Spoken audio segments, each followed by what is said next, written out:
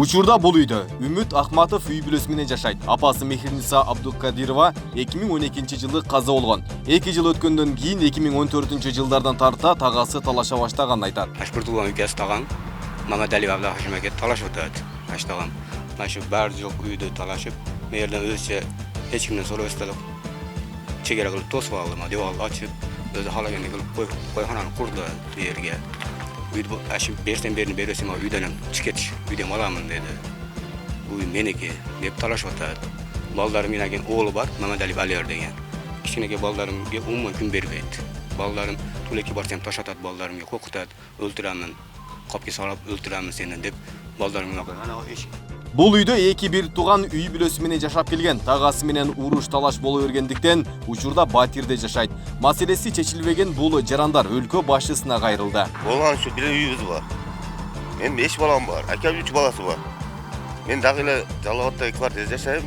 Şu үйдө миздом чегинде чечип берсин сурадым. Şu тагам үйүн талашып атат. Баары жокто акча менен чечем деп, баары жокто акча менен чечип атат бул. Бизде акча жок болуп атат ал чечкени. Карысы жок кыламын деп түрлүү биятык карысы болуп атат. Ошун миздом чегинде көрүп беришин агылайм мен. Президент Садыр Жапаев Хожаевден ушуну суранам. Ал эми тагасы деген Абдикашим Мамадалиев болсо жердин жарымынан көбүн тосуу үчүн бакандарын орнотуп койгон. Ал эми кандай негизде жерди меники деп жатат деген суроо салганыбызда документтерди көргөзөм деген бойдон үйүнө кирип кеткен боюнча кайрылып чыкпады. Ал эми жубайы болсо бизди аралаштырбагыла деп алдагы каранын көргөзгөн жок. Men dökümsüzü kötüyün.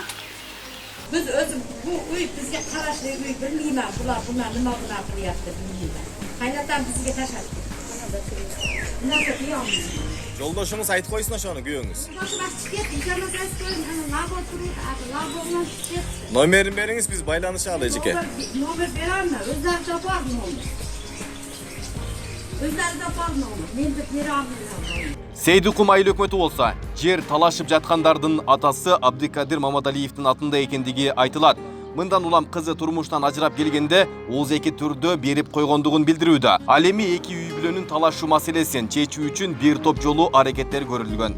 Шулардын ортосунда үй талаш болуп атат. Эми атасы алардын үй документтерин биз көргөнбүз жок. Просто атасы аларга мына кызымга турмуштан ажырашып келгенден кийин бала көчөдө калбасын деп өзүнүн үйдөн мояктагы 10 сотик жер сага деп айткан жери бар экен. Анан кийин распискалары бар, ошолор көргөнбүз. Анан кийин көп нерселерде чыр чатак болгондо кирдик, молдолор менен кирдик, маалла комитеттен депутаттар кирип мураса келтирдик. Ал эми экинчи тарап эгерде маалымат берүүнү каалаган болсо, регион телеканалы чагылдырып берүүгө даяр экендигин билдиребиз. Айбек Исабеков, Замирбек Тойчубаев, Регион.